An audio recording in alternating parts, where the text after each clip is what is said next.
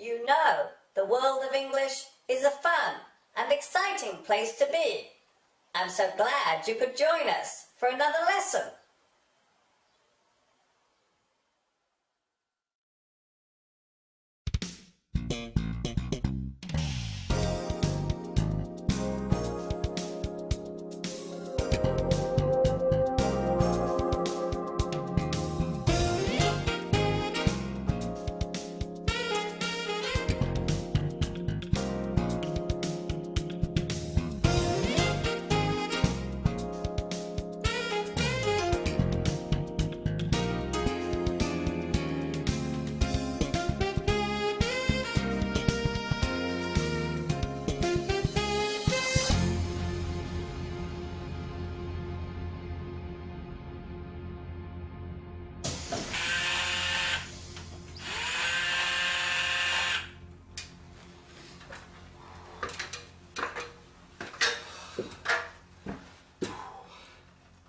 Oh, hi everybody, this is Mr. Duncan in England. How are you today? Are you okay? I hope so. Are you happy? I hope so. In this lesson, we will look at the changing attitude to the way we use words and how the English language is changing because of this. Be careful what you say.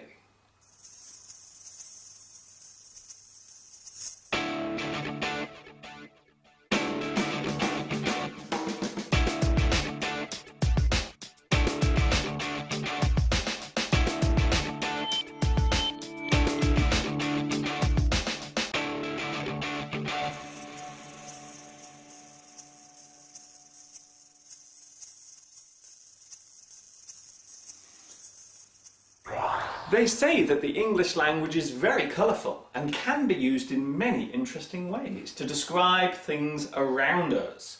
However, over the past few years we have started to change some of these words because we feel that perhaps they may be rude or could cause offence to certain people. We call this change political correctness. Wow! So many nuts. Would you like one? Not bad. To be politically correct means to consider the impact of certain words on those people to who the words relate. These groups are often those who have a disability, job titles that refer to gender, religion, or somebody's sexuality or ethnic background. Let's take a look at a simple example of political correctness. Ladies and gentlemen, this is your captain speaking. We are currently cruising at an altitude of 35,000 feet. Should you require any refreshments during the flight, one of our beautiful air hostesses will give you all the assistance you require. We do hope you enjoy your flight. Thank you. The title air hostess was given to females who work on board aircraft, serving food and drinks and giving assistance to the passengers. The male title was air steward.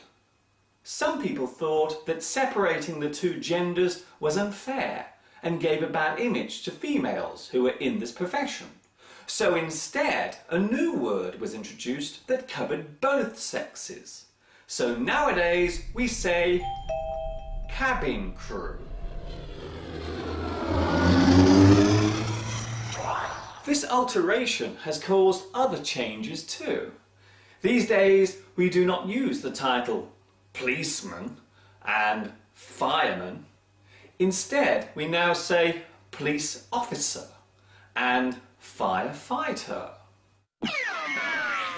We have also changed words that relate to a person's physical appearance. We no longer use the words fat or tubby to describe a person who weighs too much. These days we tend to use the words large or overweight.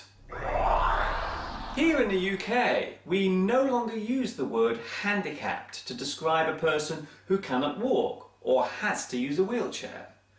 we now use the word disabled or physically challenged. However, in the USA, the word handicapped is still widely accepted. Here are some other examples. A person who is blind is now referred to as visually impaired.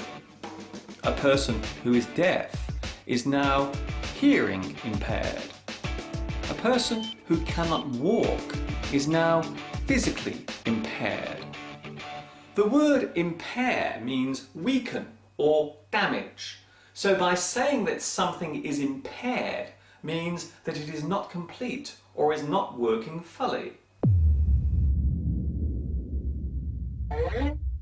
Perhaps the most controversial form of political correctness relates to ethnic and racial words, especially when we talk about people from African, Caribbean countries, or those who come from that particular ancestry. It is no longer acceptable to use the word coloured to describe a person of this particular descent.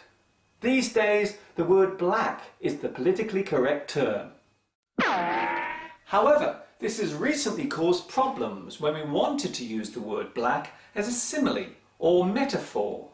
It is generally accepted that the word black is often used to show a negative action or a bad action, such as black market, to sell something illegally. Black sheep, a bad person in a family. Black magic, an evil type of trick. Black look, to give someone an angry expression. Black list, a list of bad things. And blacken, to make something look unattractive. So these expressions have become less popular now, even though they do not in any way relate to the racial origin of a person. Another example of political correctness was the attempt to change the word blackboard to chalkboard. However, many people thought this was going too far, so that particular word is still okay to use to this very day. It's a good idea. It's a bad idea. I agree. I disagree. It's wrong. It's okay. It should be stopped. It's all right. I have no problem with it. No worries. It's okay. It should be stopped. I think it's disgusting. Look what I'm having for my tea. Political correctness tends to occur in democratic countries where freedom of speech is taken as a civil right. In some ways, it is ironic that societies that encourage free speech are the same ones that are also attempting to suppress it. It is also worth noting that being politically correct is not a new thing. In fact, it can be traced back to the early 20th century, during the period of the First World War.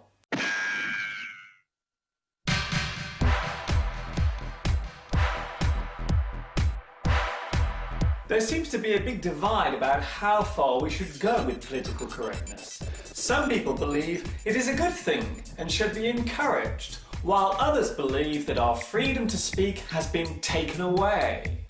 You may even hear someone use the sentence, "It's political correctness gone mad!"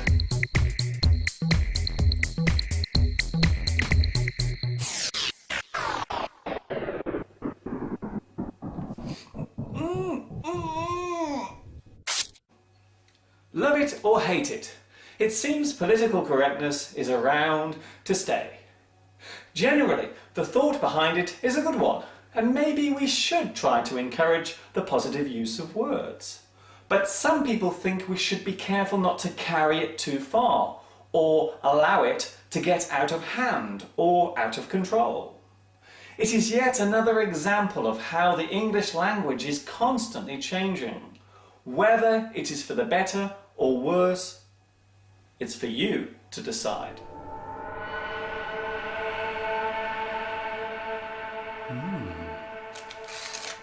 My favourite. Before I leave you today, I would like to say a special hello to my new friends watching in Bosnia and Herzegovina, China, Germany, Mexico, Saudi Arabia, and Venezuela. This is Mr. Duncan in England saying, watch your P's and Q's. In other words, be careful what you are saying and to whom you are saying it. Have fun until next time.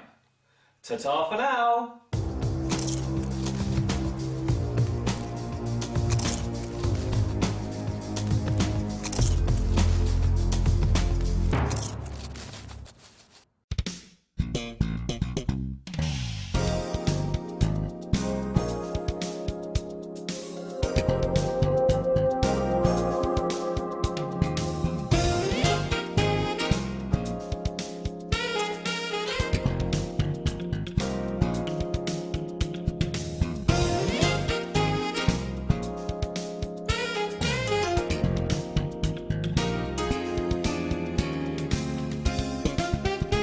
These leather trousers are so hot, I'm taking them off.